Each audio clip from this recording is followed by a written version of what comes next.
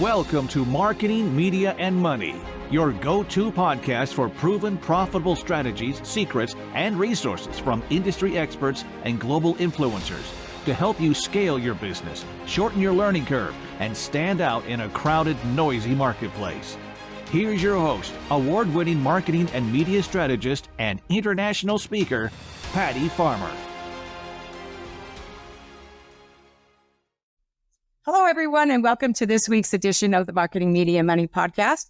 And I am so excited that you're here with me today because, man, this is going to be a powerhouse conversation today. So I want to kind of warn you right up front, right? So get ready, because if you think that I am a powerhouse when I talk, wait till you meet my guest. So let me kind of tell you, so what if there was a way to lead, market, and make decisions that align with your natural strengths so success felt expansive instead of exhausting? Because leadership isn't just about strategy. It's about alignment. And that's exactly what we're going to dive into today. So my guest and I, we're going to go deep into human design as the ultimate leadership blueprint, because it's a game changer for how you operate, how you overcome imposter syndrome and burnout, and build a business that works with you, not against you. And our guest today is a powerhouse, so get ready for a perspective shift that I'm going to tell you is going to redefine how you approach success and leadership. So it's never going to be the same for you after today's conversation, so get ready. So let me tell you a little bit about her. So first of all, I want to say that Candy Barone is somebody that I have known for literally like 15 years. So I am excited about sharing her with you, but she's known as being a tree shaker and a catalyst for revolutionary leadership, guiding visionary change makers to break free from outdated paradigms and to step into radical alignment. She's a master in leadership development, strategic frameworks, and a level 4 certified quantum human design specialist. Candy helps high achievers shift from success that drains them to success that sustains them. And as an international speaker, author, and podcast host, she's known for delivering bold, truth-infused guidance that disrupts the status quo while creating deep, meaningful transformation. And her mission? To awaken leaders to their highest potential and create a movement of impact-driven, aligned leadership. So, Candy, thank you so much for being here with me today. Oh, thank you so much for having me. Patty, you know I adore you, and I am excited and absolutely honored to be in this conversation with you today. Awesome. Thank you so much. So let's just dive right in. Human design, it's often been described as a blueprint for how we operate best, right? But I think a lot of times people don't really understand it. So can you break it down in a way that helps leaders, entrepreneurs, and business owners see how it can actually influence their day-to-day decisions? Absolutely. And I love the fact that you chose the word blueprint, because I think one of the myths about human design is a lot of people put it in the assessment category and say it's another assessment. And I would offer that assessments are very subjective. They're a series of questions. They all depend on your mood, whether you had your coffee, what traffic was like, all the things. Human design is an energetic blueprint. It is a snapshot of the moment you were born. So it takes into account your time of birth, date of birth, location of birth. And what happens then is it creates a roadmap or a blueprint, to use your word, that is truly an operating plan for how you do everything in alignment. It's not who you are. It's not a personality assessment. It's not any of that. It is an operating plan. So say you're the once in a lifetime prototype, which you are, that was put in the world. It says, do you need to be, say you're this prototype car, do you need to be filled with gas, or are you an electric car, or are you hybrid? And it lays out that operating plan that says, this is what optimal performance, alignment, and how you step into what you brought into the world, how you activate that in a way that's most meaningful and impactful for those you're here to serve. What I really love about that is because there's no change about it. Like, this is the time you were born, here's where you were, and here's a date. And to what you said about assessments, that's so true, because I feel like what I have noticed is that when people fill out assessments and they answer the questions, they tend to answer the questions on what they want to be or what they wish they were, not what they are, right? They're like, oh no, that I want that. Yeah. Right. And so, like you said, depending upon what's going on, they could take it like 3 different times a month apart and they won't be the same. So what I love about human design is what is, right? And so that I can see how that would affect you and how you can make day-to-day decisions because it doesn't lie. Like it is right there. So it's like dig in, learn about it and figure out how you're going to leverage it because that's what it's really all about. Is how am I going to leverage that? And then it isn't about, oh, but what if I do this? Is this going to change it? Oh, what if I learn about this? Is that going to change it? It's not going to change it. It is. What matters is how does it align? And from every conversation I've had with you, it's like where you get to go deeper and how you're going to apply it and integrate it into your business. But it's not going to change. If you're a generator, you're a generator. If you're, that. And so I really like that because I think that we've been conditioned to believe that success comes from following certain proven strategies, right? But what if they don't align with how we're wired, right? Because sometimes they don't. And how does human design help those leaders and us entrepreneurs break free from the one size fits all approach and create success on our terms? Because that's important to me, but in a way that feels natural, sustainable, and effective, right? So I love that. And I'm going to offer a caveat before I answer that question directly. One is that your human design will not change. How you experience your human design will. And I think that's a very important thing because you used a word that I think is very important as we talk about human design and breaking apart what lives inside of this system or this tool is the fact that we have been conditioned.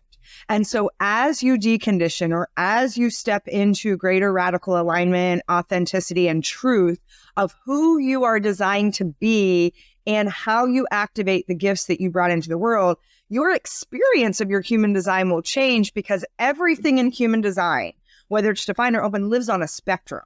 And so there's a low vibration energy that we can carry in what shows up in our chart and a higher vibration. And part of our soul curriculum is learning how to move from some of this programmed, conditioned, imprinting, things we've brought in from generational, like lineage.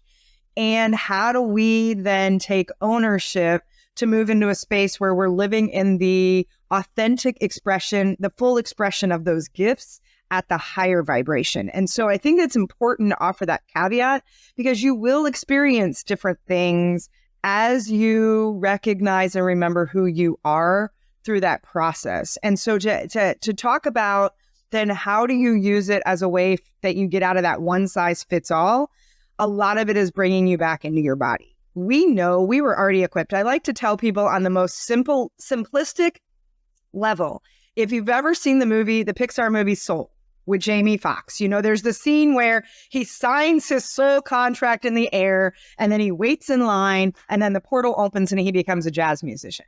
Essentially, human design is just that. There is a design date where we inherently sign our soul contract and say, this is my piece of the puzzle I am bringing into the world and this is what I'm here to activate in my purpose.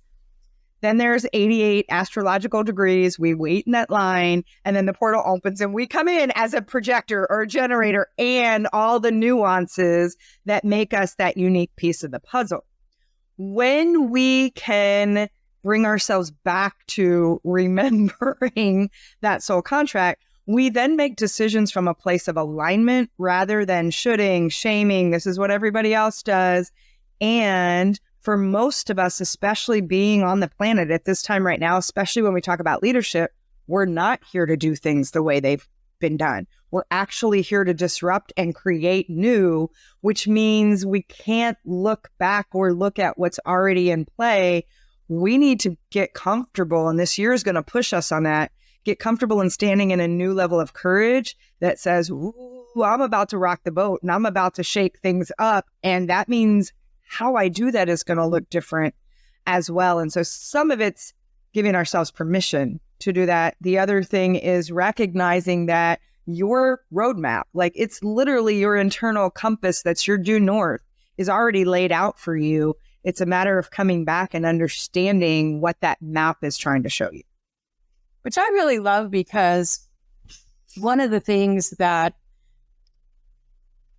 I love when you use words because they're like, They're my favorite words. I love words like disrupt, right? And radical and alignment. Like those just like, oh, that just gives me goosebumps. I love that stuff though. But what I also love is that while these things, like you said, the vibration, and I love that the power is with me for the choices that I choose to make, right? And like most things, the more you learn, the more you lean in, right?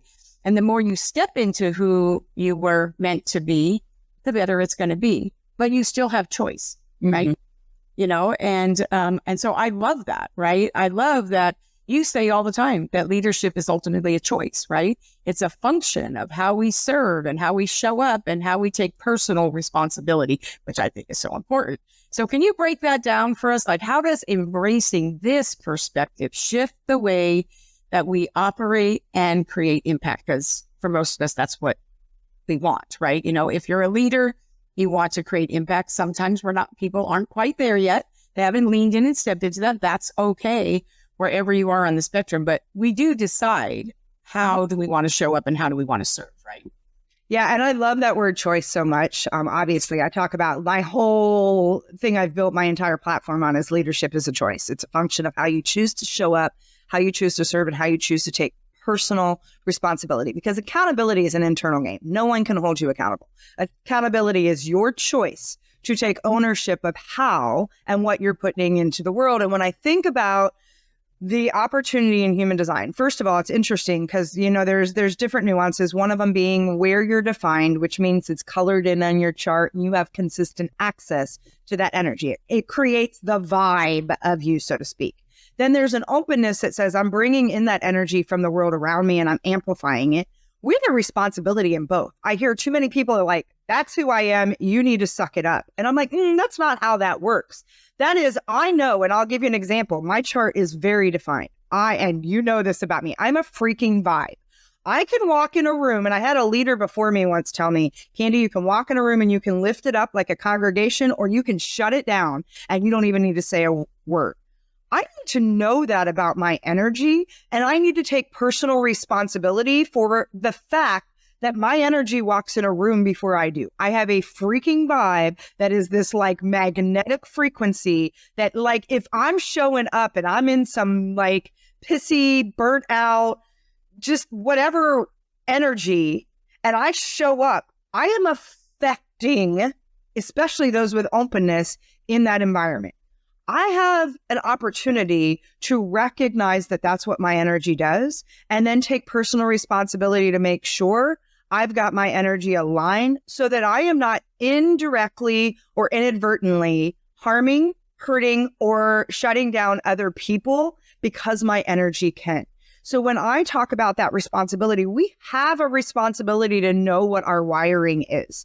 We have a responsibility also to know what we're taking in and stop playing victim of, oh, I'm just emotional, or, oh, I'm an empath, or, oh, I'm whatever I am, and recognize I take in other people's emotions. Therefore, I have a responsibility to create energetic boundaries so that I'm not getting caught up in somebody else's three-ring circus.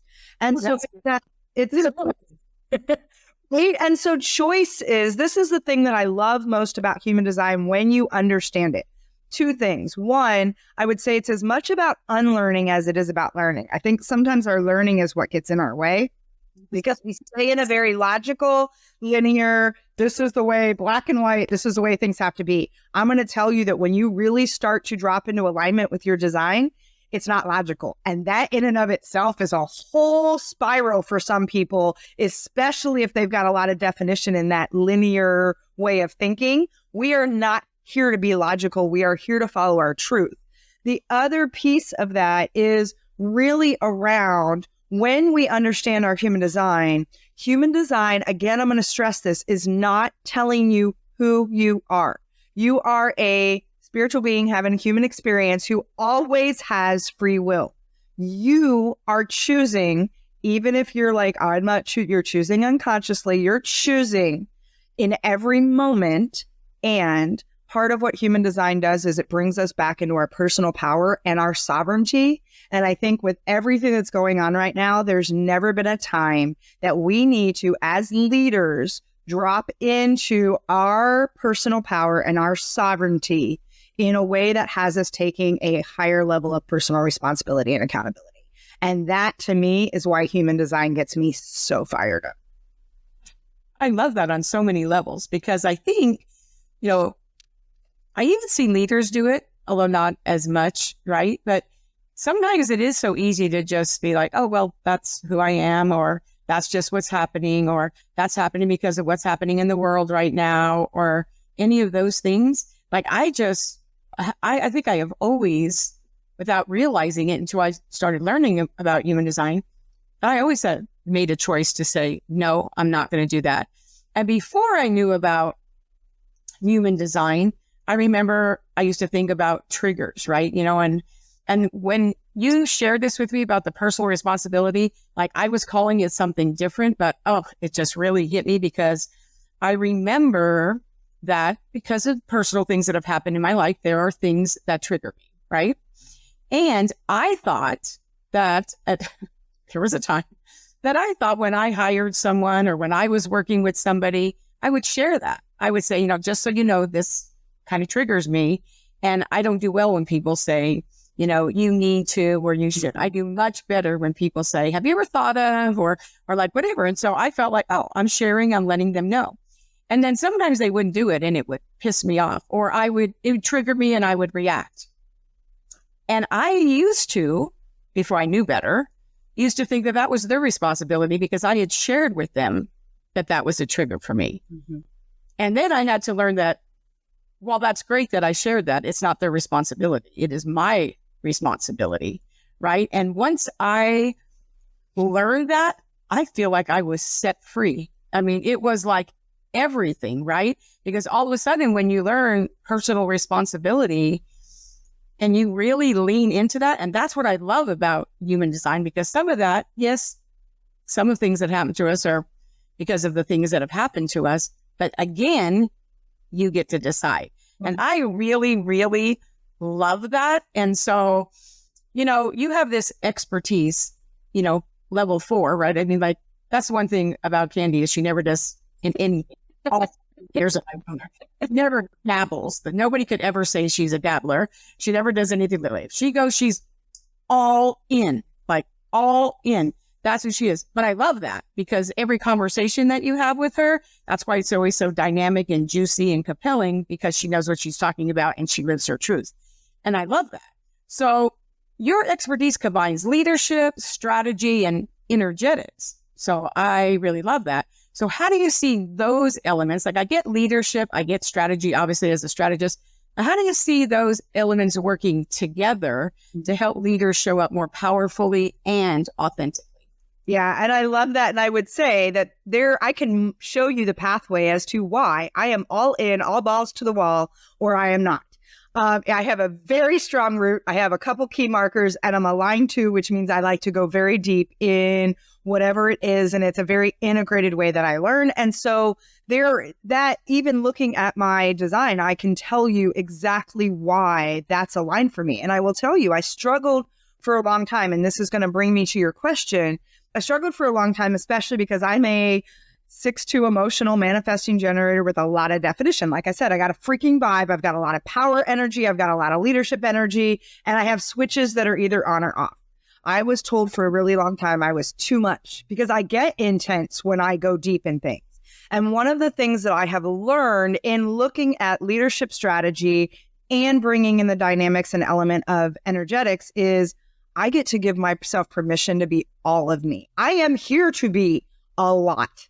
And one of the things that I've learned through that process is, instead of trying to shrink myself down, which I spent 20 years of my corporate career at times shrinking myself down because I got so many times too transparent, too big of a thinker, too passionate, too.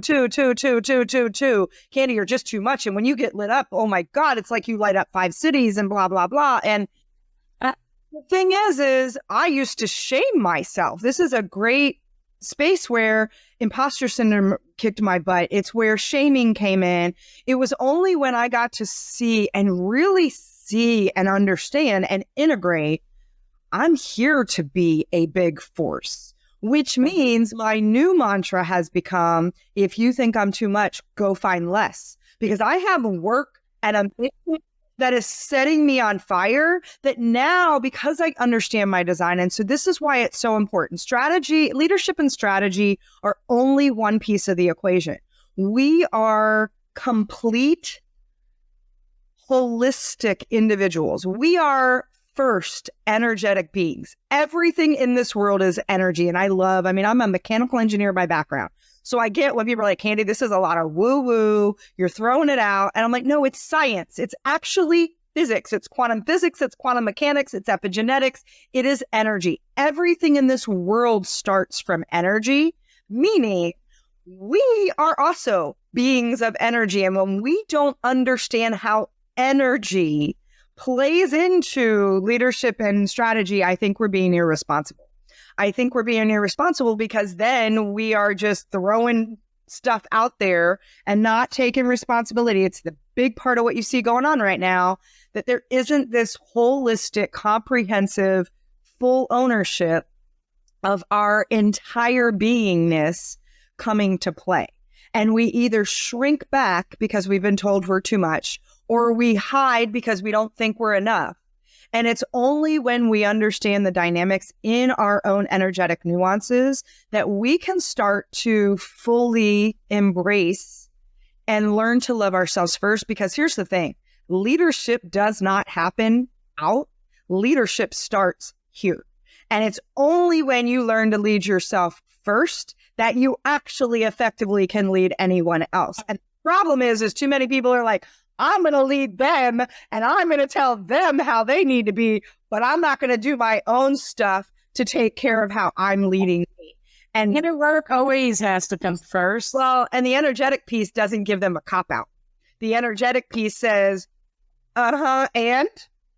Right? And for me, and anyone that knows me, they get tired of my and, which is the ultimate way I can hold people accountability. I hear all this and your victim consciousness and your martyrdom and you're puffing up your chest and your ego. And let's look at this piece because I'm going to give you a whole different... That candy vibe. There's that candy vibe. But you know, I get it. I totally get it though, because I remember growing up, my nickname was Chatty Patty from my family. And I remember my parents used to say, Patty, if you could be quiet for 30 minutes, we'll give you $5. And I never got the $5, not one time ever. No surprise there. I had a lot to say. But as I grew up, hearing that, I think it really, I didn't have a voice because I thought I was always supposed to be quiet, right? And my mom had already passed away. And I remember one time driving home when I wanted to say, Mom, they're paying me now to talk. People are paying me to talk because they want to hear what I have to say. And I think one time somebody said to me once, and it almost wiped me out, but not quite. And I was like, nope, I don't accept that.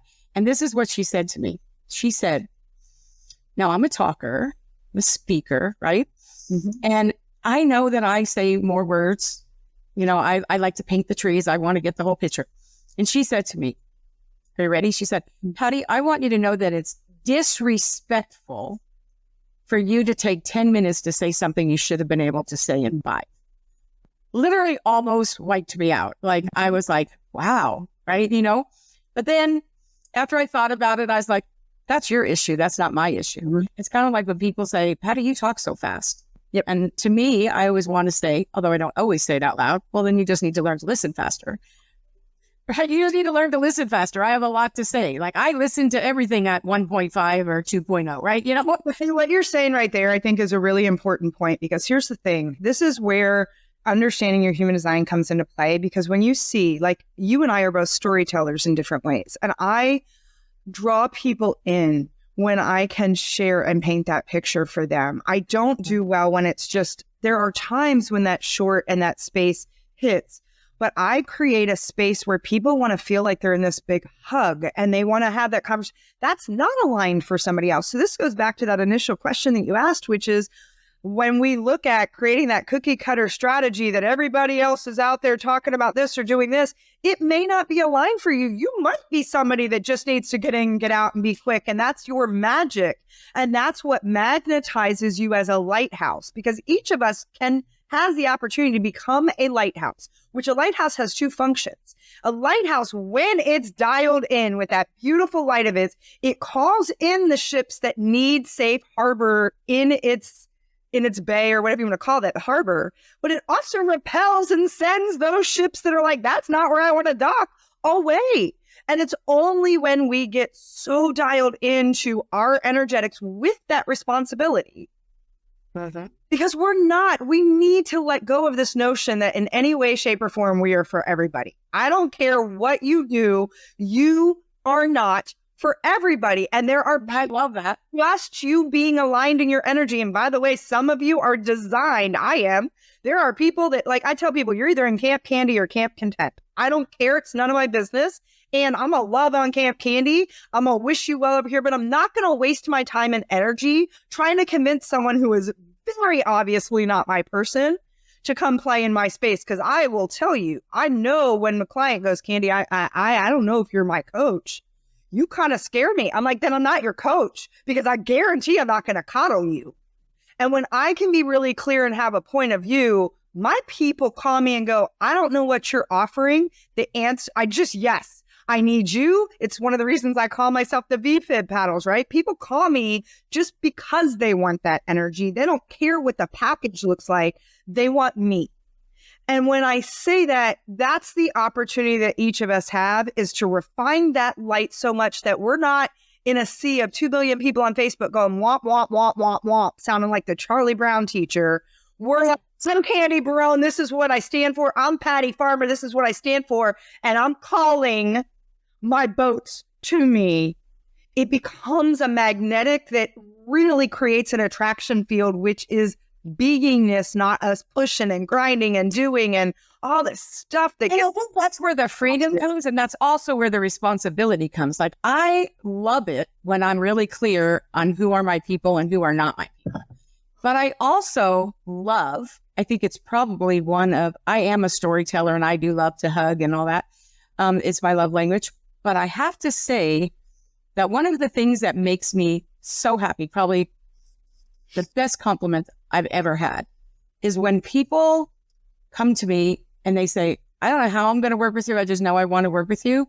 And I'm like, but I haven't even told you what it costs yet. And they're like, I don't care what it costs. If they're like, you know what I mean? When people know what you stand for and you're not wishy-washy and you're clear, they're either drawn to you like a beacon, like you said, or they're not. And I think that's great. And that happens in a lot of things. I hear people sometimes get this is just a minute point, but I think it's one that my audience will recognize, that sometimes people get all caught up when people unsubscribe from their email. Mm-hmm. And I'm like, really? I love it. If you don't want, if this isn't aligning with you, great. Please hit unsubscribe. Don't hit delete, hit unsubscribe. We pay for people to be on our email list, right? There's a tier. The more people that are on your email list, the more it's costing you and stuff. If they're not the people, it's kind of like the algorithm, only so many people. If I don't align with you, please unfriend me. That's just making it so that there's a space for somebody else. So I think that a lot of times people get caught up in this and whatever, and I love that. So there is a responsibility, but there's such a freedom and choice of being so clear. And I think that comes back to the decision-making thing, right? Where's your decision? So you say all the time, decision-making is at the core of effective leadership. But just like what you just said, so many leaders struggle with doubt and motor analysis, So how does human design reveal really the most aligned way for each person to make decisions so they get clarity and confidence? Yeah, that's a beautiful question, because you want to talk about where we're conditioned most. It's in how we make decisions. We draw all of our energy from a logical, analytical mind perspective, and not one person on this planet is designed to make decisions from their mind. We are designed to make decisions based on a wiring within our own body. And so I'll give you an example. I'm a manifesting generator who's also an emotional authority, meaning I have no power in the now. So when you look at the strategy, there's 5 archetypes, right? There's a manifesting generator, projector, and reflector. Each one has a strategy for how it makes decisions best. And then you layer on the authority, which creates a nuance or a flavor to how you make that strategy. So for example, as a manifesting generator, my first like decision point in making aligned decisions is I need to wait to respond to the things that get my sacral humming and go, like it's like this juicy, like visceral friction. It's not language. It's actually not. If I'm already languaging, I'm already pulling myself out of my body. So it's this very juicy, like, oh, right in the like core center of who you are. And it's a vibration. And it oftentimes has a sound, a guttural. And I think about how many of us were programmed growing up, stop grunting and use your voice. You know how many adults and leaders I have to work with to get back into their grunt? Because their grunt is, it's that, like something's happening. That's the first piece for me as a manifesting generator. The second one is then I get to envision, ooh, now that just lit up, ooh, let me see all the possibilities and all the magic. Then I need to inform, because again, as a manifesting generator with a lot of energy, it's one of those spaces where I need to, and if you've ever seen the movie Mary Poppins, I always say manifestors and manifesting generators, you can relate to this. The scene where the Admiral, whatever his name was, Admiral Boone or whatever his name was on top of the house at 6 o'clock would be like, everybody in the house would be like, it's 6 o'clock, it's yourself. And they would like, hold the piano and the things that went flying. That's any gen or a manifesting or a manifestor that when they're ready to take action, they need that step to inform so that anyone that's going to be affected by it can brace themselves because stuff's about to go flying or go take cover because they're going to light up 4 cities in a blink and do like 4 months of work in 4 hours. And like, it's going to get really big. Inform and then they take action. What happens is a lot of manifesting generators think they're manifestors, so they take action right away. They don't respond to what lights them up. They think they're making things happen and they're pushing, and they oftentimes forget to inform. And so all of that creates resistance and a bottleneck and this exhaustion because we're pushing against our natural alignment. A projector needs to be recognized for the wisdom that they're there to share and then be invited to share that. Otherwise, people can't hear that. And so when you understand that dynamic, there's that layer. Then there's the authority. My emotional authority says, great, your sacral can be all lit up, but I have no power in the now, which has been one of the hardest lessons for me to learn because I move fast. I like to make decisions in the moment. I get shiny squirrel syndrome. I'm like, go. And it's bit me in the butt every single time because what I have to do is ride an emotional wave so that when I get really high in my emotions and passionate, I also need to be in the meh, I don't really want to do this energy and wait until it levels out in a baseline so that then I can make a decision where I can actually commit and I won't fizzle out. Because for people that make decisions that are not aligned for them, it's where they create burnout. It's where they get exhausted. It's where then they go, oh my God, I don't want to do this. And then it's the shaming and the shoulding and the layers of crap they put on themselves. We each have an internal compass that says this is how you make decisions. And it's a function of understanding your strategy for your type and then looking at what nuance or flavor or your authority adds to that and making decisions from that place. I think it's really interesting. And I know that the people who are listening, I know I can actually hear you through the thing right here that you're like, but Patty, what are you? Like, I know that they're thinking that. They're like, yes, but what are you, Patty? We want to know. And so I remember when we had our first conversation, and, you know, a lot of times, and this is what people can do with an assessment. This is another difference, right? You can pretty much look at all the choices and almost guess what you are, right? You know, and I did that with human design too. I'm like, oh, I'm a manifester. Like, I was so sure that I was a manifester. But I kind of thought I was a generator too. So like, oh, I'm a manifesting generator. And that's what I thought. And when people would say, what are you? I'm like, well, I don't know for sure. Because at that time, remember, I didn't know exactly what time I was born. And so I was like, no, I think that's what I am. But then when I found out what time I was born, I found out I'm actually a generator. I was like, really? And, you know, and I'm a 5-1 emotional. And so I don't know, I haven't dug deep enough. That's kind of where you and I are on our journey right now, is for me to really go even deeper than that. But that was really kind of eye-opening for me. Now, I was really kind of surprised by that. And then the emotional thing, all of that and stuff. And I find that as I am learning more about it, I think the most interesting thing for me that I would say is how validating it is. It is probably the most validating thing. It's like, oh, well, that explains why I'm like that. Well, can I use you for an example for a minute as a 5 functional generator, right? So first of all, just inside of that, you already have some what we would call conundrums or challenges that you are a generator, which means you're here to wait to respond to those things that get that like juiciness before you do anything.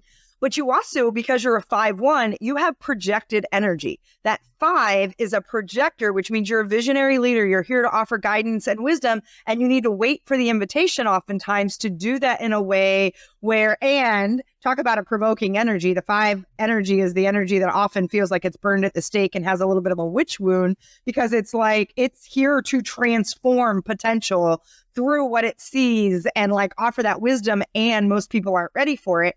Then we would look at nuances in your chart that may actually show you why it feels like you're a manifester as well. This is what's so interesting about human design is if you only isolate one piece, it's a fragment of the story of who you are and how you operate best.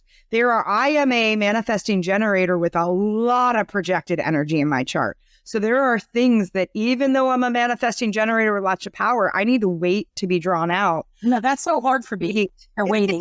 Because by the way, patience is not something we're good at.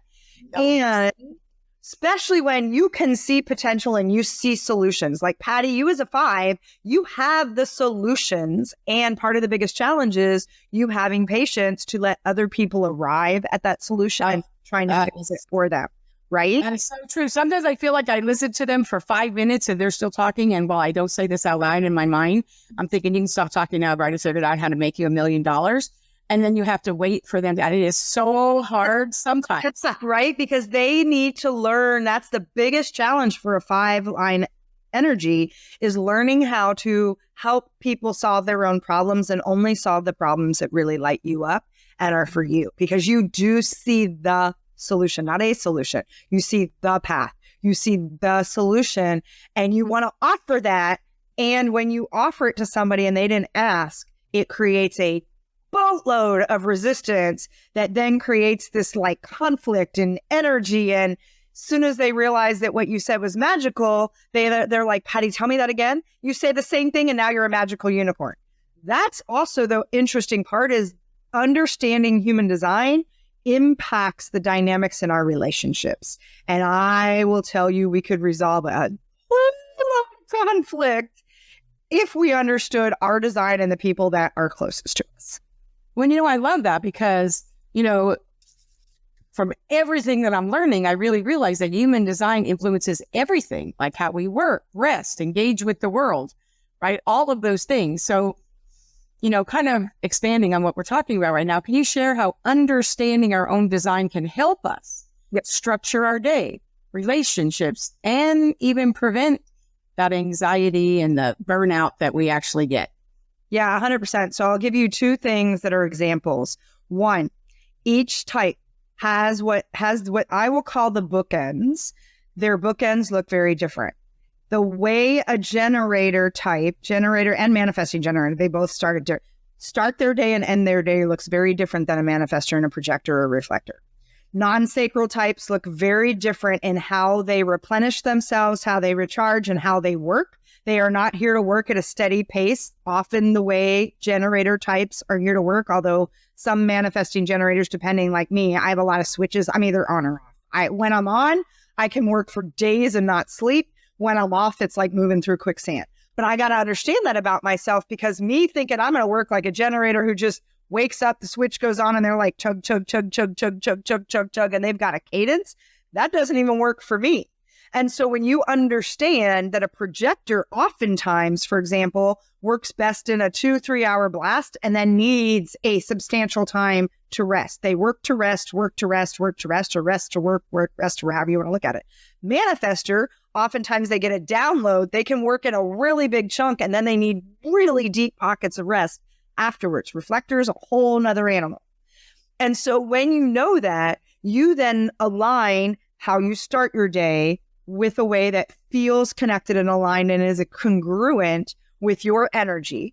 You then end your day the same way. Projectors, I want to tell you, y'all need to like unplug at least an hour before bed. No technology, no extraneous conversations, no, in fact, honestly, you should probably lay flat and just like discharge the buildup of energy. And I mean, that's like a lot of projectors. I tell them take 30 minutes and lay down and just let that energy come out of your body, because for projectors, the way you end your day is more important than how you start your day. Because your rest is everything. You can't start your day if you didn't get the right rest. So that's an example of differences. In communications, a sacral type is driven by yes-no questions. Rapid fire yes-no when you need to make a decision that gets you in that sacral and lit it up. I can do a 5-minute sacral session with somebody and get them out of their head and dropped into what is actually their truth. That works for a sacral type, which is a generator and manifesting generator. Non-sacral types, yes-no questions paralyze them. They need open-ended questions that for a projector, they need a place to hear themselves think. They need to hear their language. For a manifestor, it's not even a question. You're kind of probing, hey, I'm curious your thoughts on, because manifestors and mani-gens hate being told what to do. But when you understand that, I have actually worked with couples and business partners who I'm in a moment changed the whole way they communicated because I taught them how to ask each other's questions. I have a couple, they're a generator and a projector. The generator kept asking questions the way she needed questions, and the projector kept, and they were stuck. That's me and my husband. I'm a generator. He's a projector. Right. And so when you slow down to say, oh my God, I got to think about how to position this as an open-ended question instead of firing off, do you want to do this? Do you want to do this? Do you want to do this? Do you want to do this? The projector is like, ah. But the same thing for the projector who's like, so babe, you want to go to dinner? And you're like, uh-huh. And then he goes, where do you want to go? And you're like, I don't know. Because don't ask a generator an open-ended question thinking they're going to get you an answer. They're going to be like, this is the biggest thing I see is, I'll give you a really funny example. So to that point, you've got a projector husband asks his generator wife, do you want to go to dinner? Immediately, uh-huh. Where do you want to go? Generator wife's like, I don't know. I don't care. It doesn't matter. So she's like, I don't care. So then the husband goes, great, let's go get Italian. No, I don't want Italian. That's exactly the story. That's my every weekend. You don't care until you know what the options are. So the best thing that your husband can do is say, do you want Italian? Uh-uh. Do you want Mexican? Uh-uh. Do you want Chinese? Uh-uh. Or does this place appeal to you? Like you need to literally base Candy, because I have to tell you, that is the story. My husband says that we should open a restaurant saying, oh, I don't care. Right? You know, because it would be so good. But on the flip side of that, one of the things that I've learned, and I don't know where in my chart this is, I just know that this is me wired for sure, is that I process out loud. And I can be literally every single weekend, my husband and I love that we've been married 28 years and we can still have coffee for 3 hours and never run out of things to say. And we'll sit there and talk, and I'll be telling him something and I'll just literally go on and like share the whole thing. And then he'll say, when I take a breath, he'll say, so do you want me to weigh in on that? And I'm like, no, I actually got the answer now. I just needed to hear myself say it out loud. E5 line, by the way, without even looking at the rest of your chart, part of that comes from the 5 line because you are a projector in that 5 line energy. It's a projected energy, which means you need your own projection field so that anyone that has that kind of projector energy does very well to hear, I speak out loud. I'm a line 2. That's also a projected energy. There are things I need to bounce that I don't need. And so your husband does that right by asking you a yes, no. Do you want me to weigh in?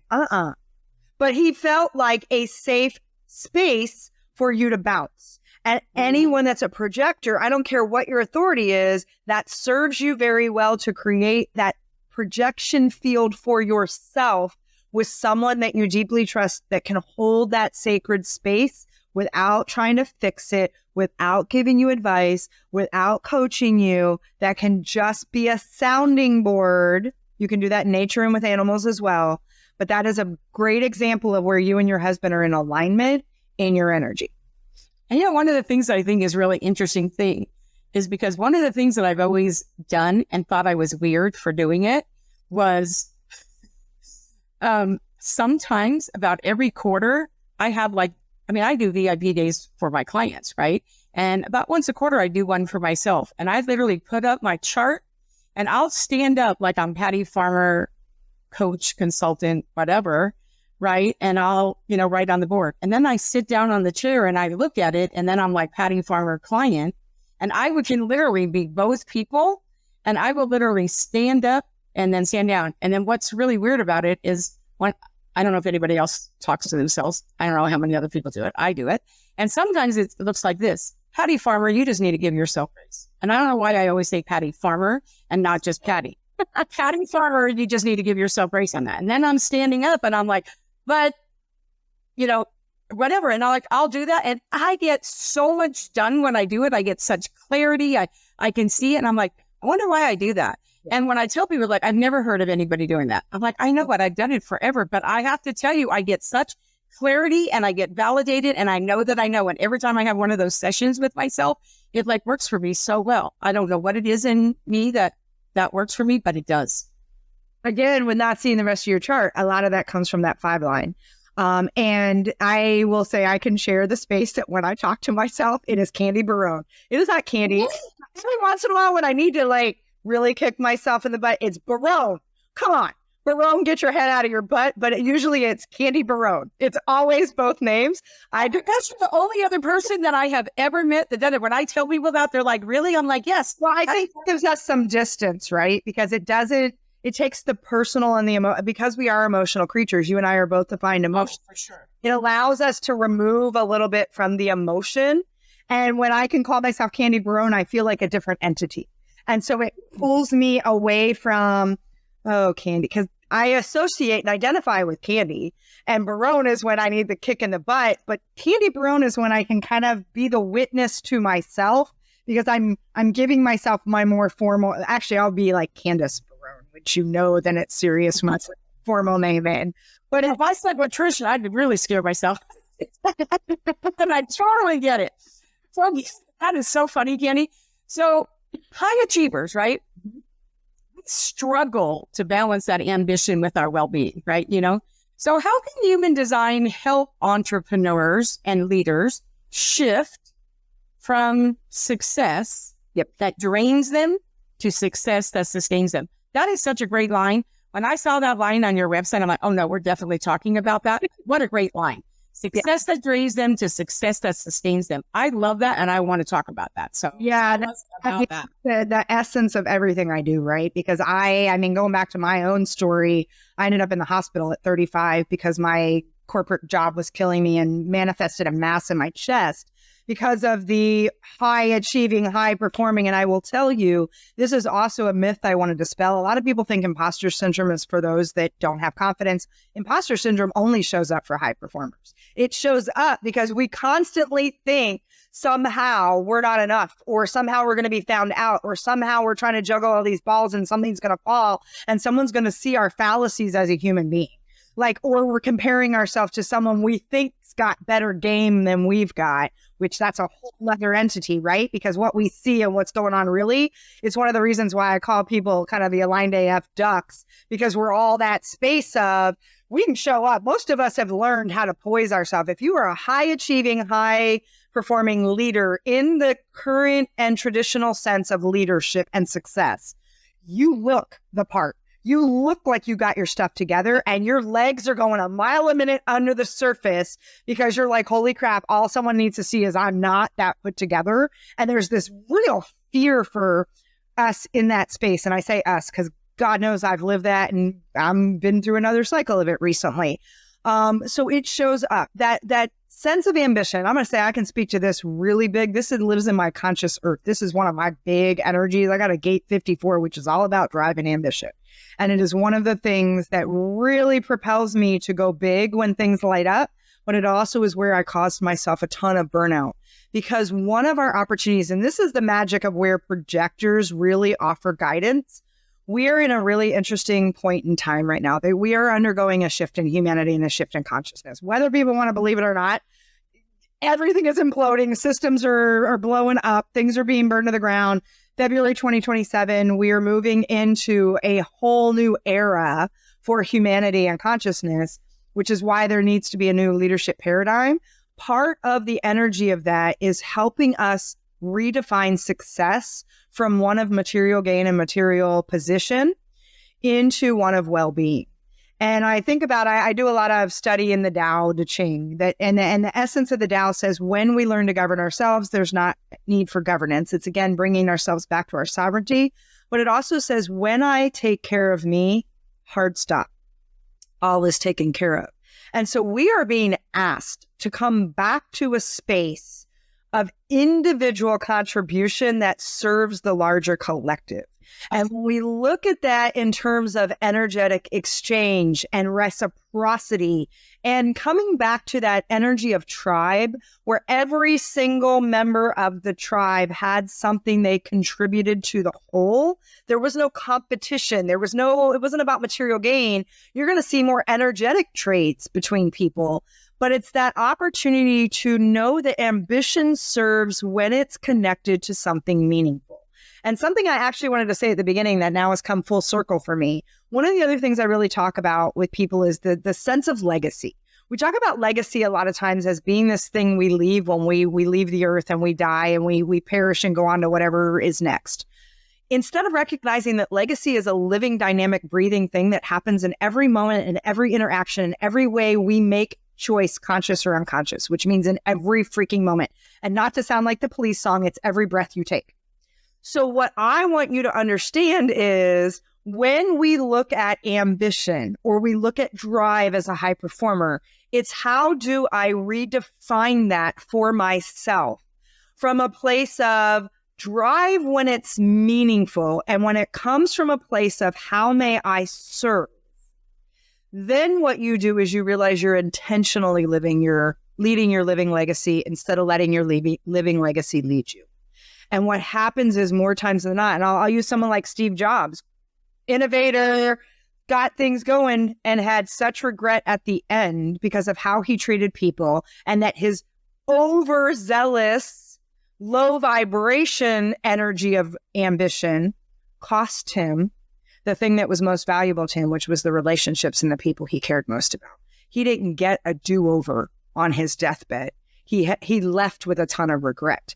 And so I offer to you, how do you create meaningful work that is of service, tapping into the fullness of your expression and your gifts, and let that be what drives you forward instead of driving simply to get more and simply to be more and for some prestige and status and power over, which is not a thing as soon as we realize how sovereign we are. All of that goes away, but right now, we're in this wobble where we've got one foot steeped in the old, and for most of us that are high-performing, visionary, revolutionary leaders, we've got one foot pushing us forward. This year in particular is going to push us to step into our brave. Can I step into a new definition of leadership success, achievement, ambition, my work, how I serve? That's where, when you understand what ambition really offers us, it's a game changer. You know, I really like that we're talking about this because sometimes we have things that happen in our life that change the trajectory, right? And I know that based on this thing that you're talking about and something you said a little while ago to tie it back, is I remember several years ago, you were talking about the grunts and the noises and whatever. And I remember I was struggling with sleep. I was really having a hard time sleeping and I couldn't figure it out. So I hired somebody to kind of help me do the inner work. Like, why am I only sleeping for like 4 hours a night? So when we did the work, one of the things we found out was that what I was doing is every day when I would end my day, I would look at my calendar for what my day looked like the next day. So when I would go to bed, I was working in my sleep, right? You know? And so we realized that. So one of the things that she told me to do was that I was to not look at my calendar. Like, I wasn't to look at my calendar to the next morning when I got up, I sit down and have coffee, and then I could look at it. Now that solved my sleeping problem. But what it also did, which is going to kind of lead to what you were saying, serendipity happened. And when I did that, what I noticed is that when I woke up in the morning, when I first did it, I would look at my calendar and I would see what my day was. And I started noticing that sometimes I would look at my calendar and I'd be like, and sometimes I would look at my calendar and I'd be like, oh, and I'd be all excited, right? And I thought, wow, like I had never noticed that before. And the serendipitous part of that was that I realized that I didn't ever want to ever work with somebody, whether it was somebody I hired or somebody that hired me, that made me go, right? And so that day that I realized that, it was like a light bulb moment for me. I changed it and I said, you know what? And this is what I say all the time now, it's become my mission, is that I will only do things that bring me joy and feed my soul. If it doesn't bring me joy and feed my soul, I don't care how much they're willing to pay me. I don't care what any of all those extraneous things are. If it doesn't bring me joy or feed my soul, I'm not going to do it. And I love it. And you said something about this earlier too, that sometimes when you have a conversation, and it may look different for other people, for me, when I'm talking to somebody and the hair on my arms kind of goes up and I'm thinking, oh my gosh, I want to work with them. I can't wait to roll up my sleeves. I want to get, you know what I mean? Like, and you get so excited because you just know that is somebody you're meant to work with. It's like, we're not always aware of those things. Like, I didn't notice any of those things till I hired somebody who pointed them out to me, but it was a game changer and it changed my business. And more importantly, it changed my life and stuff though. And so I have to say, I think that sometimes all these things are going on until you hire somebody like you, that you really get to know who you are. And then you get to make those decisions and those choices that we were talking about. Right. And I think it's a game changer. And absolutely. Sure. And I mean, think about it. None of us can see the label for the jar that we're in. We can't see the forest for the trees, right? Whatever analogy you want to use. I don't care how. I will be very clear. It's taken me a long time to be able to say that I'm a really good coach and I'm a really good strategist. And I can't do that for myself ever. Even playing, I can do it to an extent, but I can look at someone else's human design chart and instantly see things that are getting in their way and whatever. And it's the same things I'd see in my chart and I'm blocked because I've got a filter. I have a conditioned way that I approach things that you can't see things for yourself. Oftentimes you need assistance to give you that peripheral view, or to even, and again, it goes back to either that sounding board session or that sacral session, giving you a way to ask questions, because I can't ask myself yes, no questions and then drop into my sacral and feel my sacral because I'm already in my head asking the questions. Right. And sort of affecting how I answer.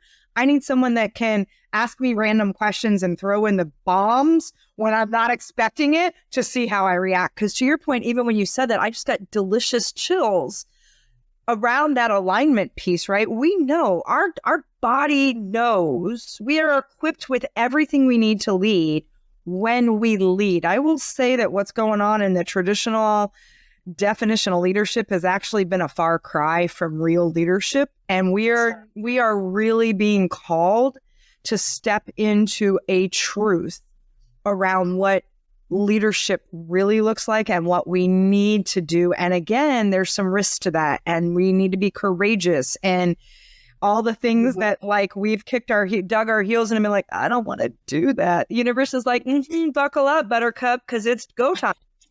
It's gonna be, and I really get that time to understand your design.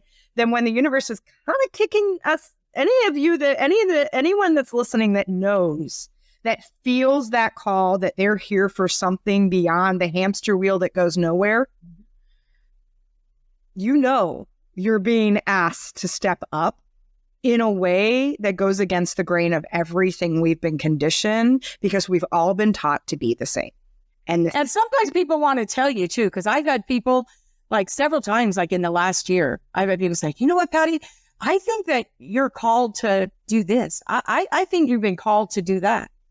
And I have been so clear. I just told a very good friend of mine the other day, I said, I believe that God gives us gifts and he didn't give them to us to stay in the living room. And I believe that I have been called to serve women in business.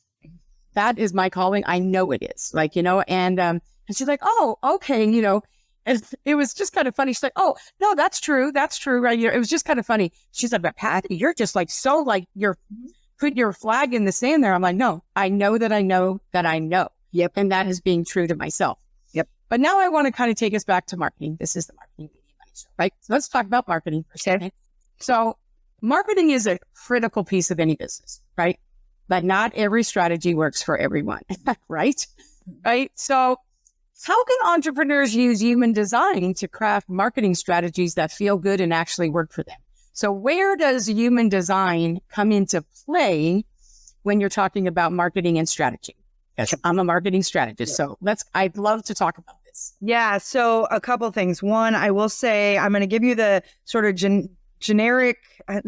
more simplified version of an answer, and know that there are multiple layers that are required in my question, because again, it's based on some of the initial things in your chart and then all of the nuances. So that being said, I will say that first, by type, we have a way that we are here to message and communicate based on our type. For example, a generator type will do very well in their marketing when they are eliciting a response from their audience, when they do polls and quizzes, and when they're asking yes/no questions, because that is their energetic dynamics.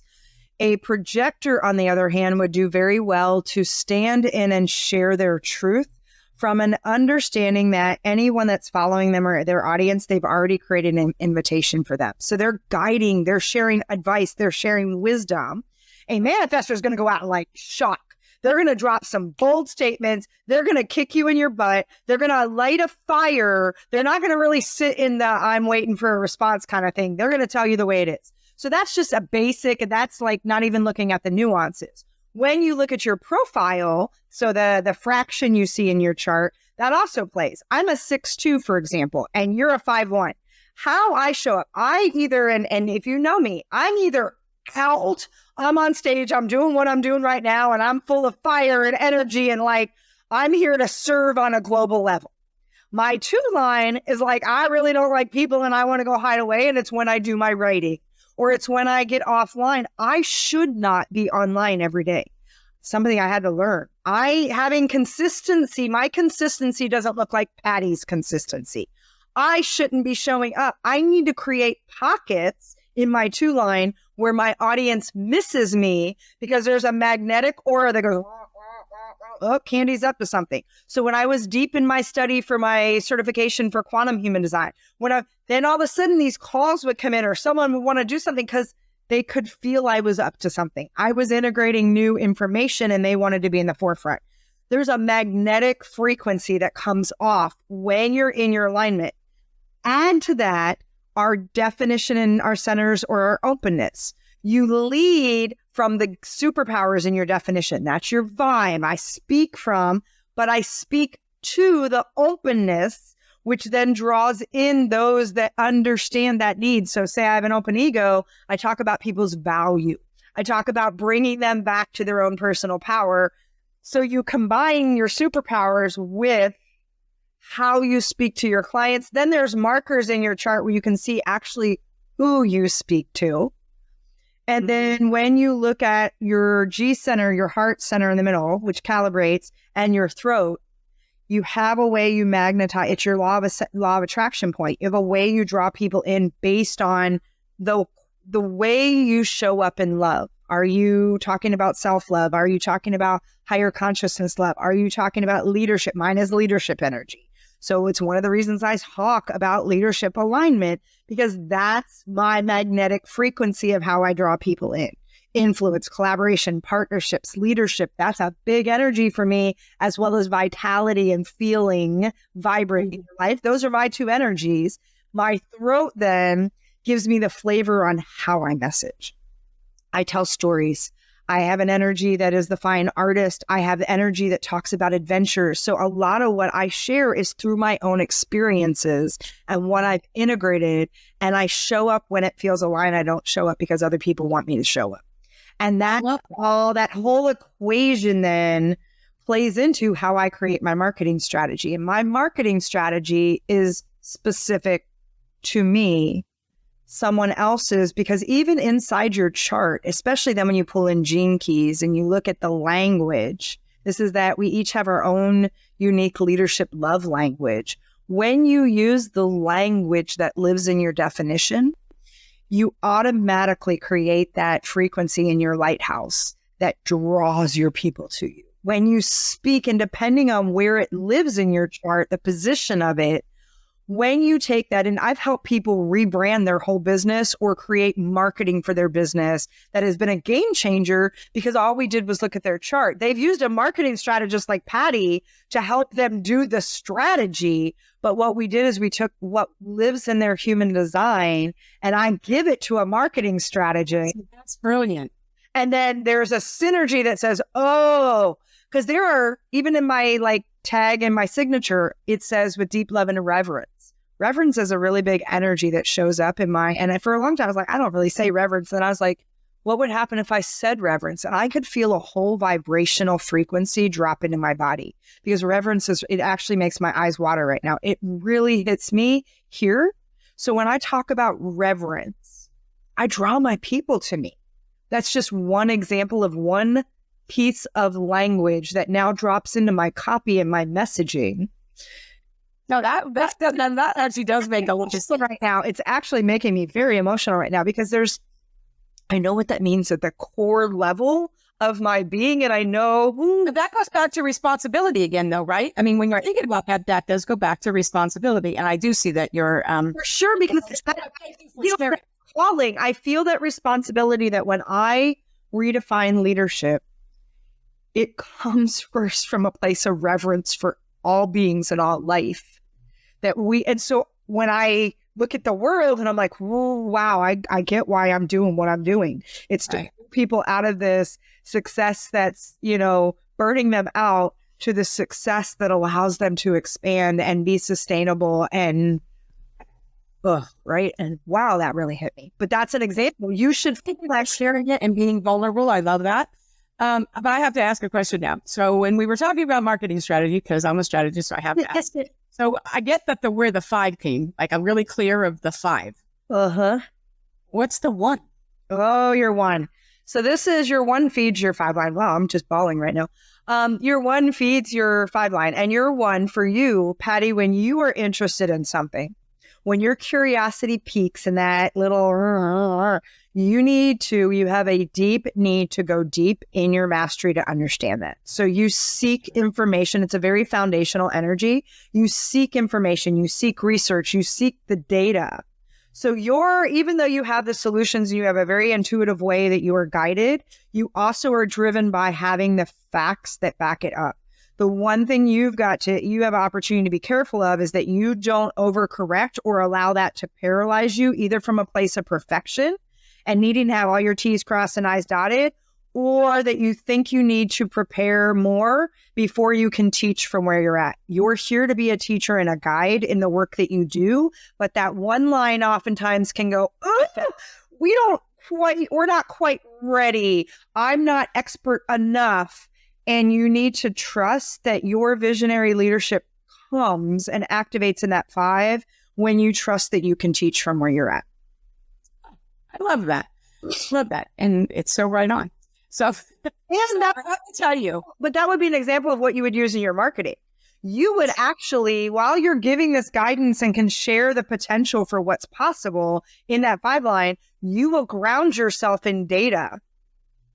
Mm-hmm. When you talk that creates a better magnetic for you because that is very aligned for you create foundations for people. You know why I love that is because one of the things I'm working on that I've been working on is really in the world of AI right now, which I'm an AI expert, that we have data, but I believe it's really also about behavior, right? So it's data plus behavior plus relationships, right? Yep. So for me, it's like data plus behavior plus relationships.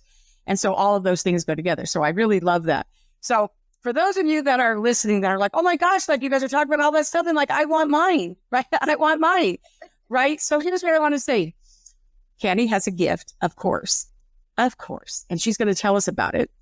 And then I'm going to ask her when she gives you the gift, that if somebody is completely new to human design, or maybe you've kind of heard about it, you've dabbled a little, but really haven't embraced it, what's the first thing they should look at in their chart to start integrating it in their leadership, marketing, and business? So tell them about the gift, and they kind of tell them, like, if they haven't done anything yet, or it's kind of new, what's the first thing they should do?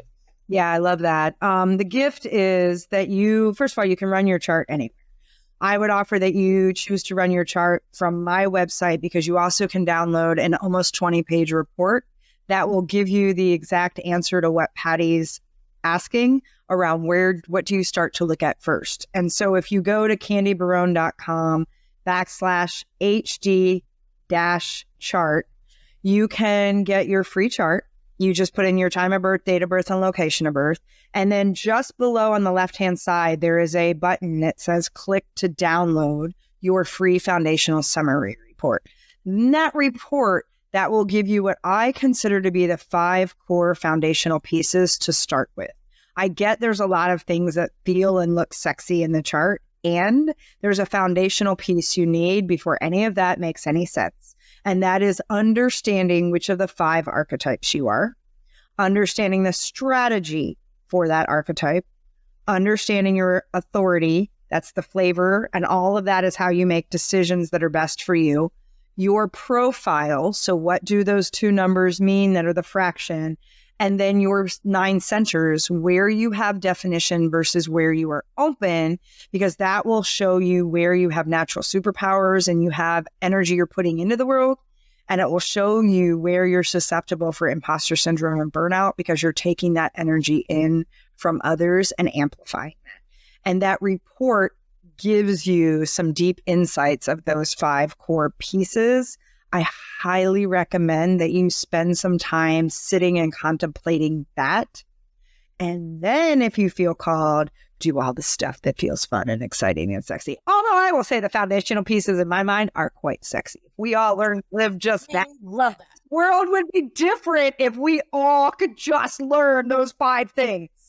I think that is so true. So I'm going to tell you. So for those of you that are watching or listening, the button is right below. So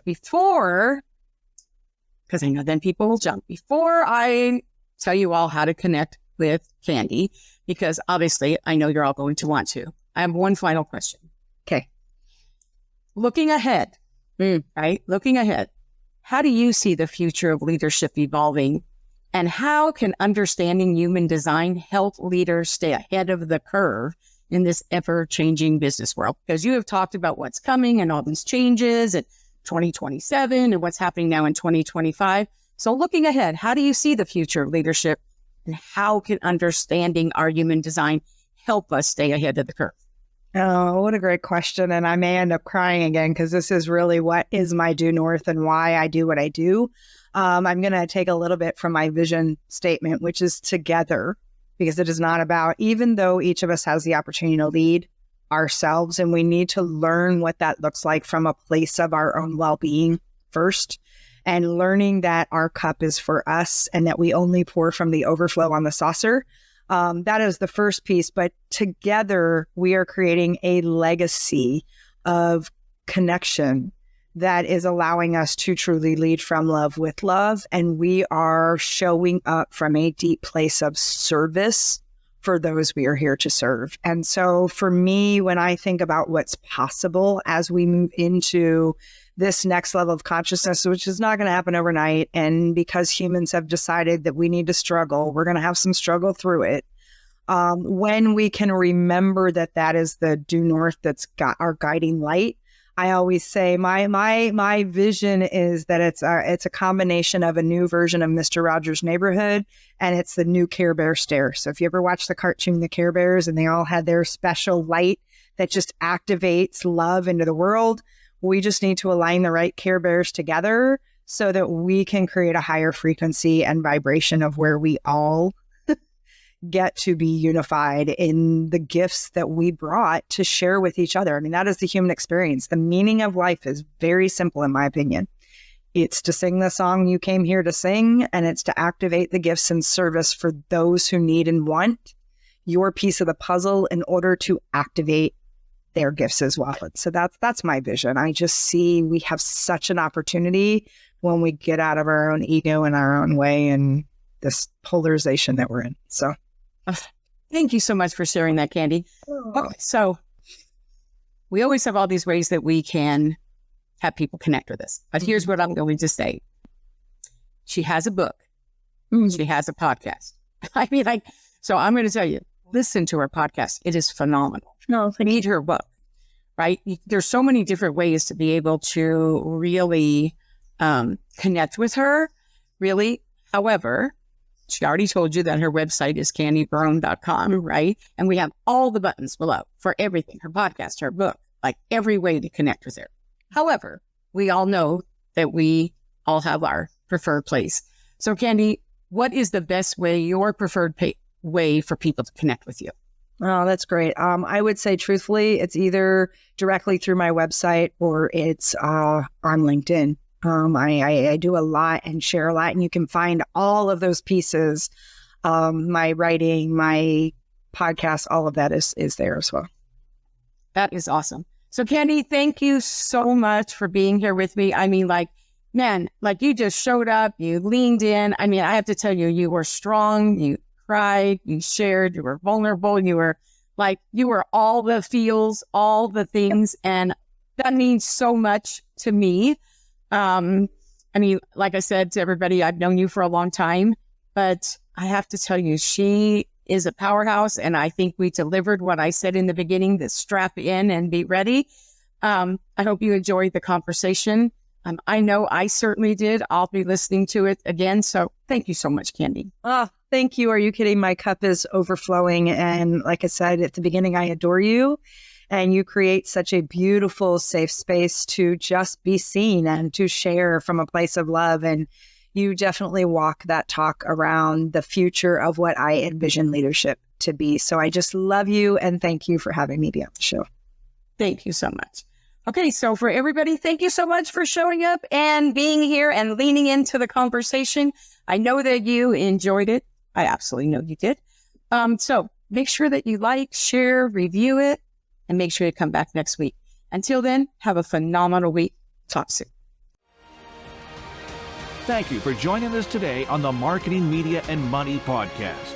To shorten your learning curve even more, make sure to grab your free copy of the Marketing, Media, and Money magazine. I promise your business will thank you.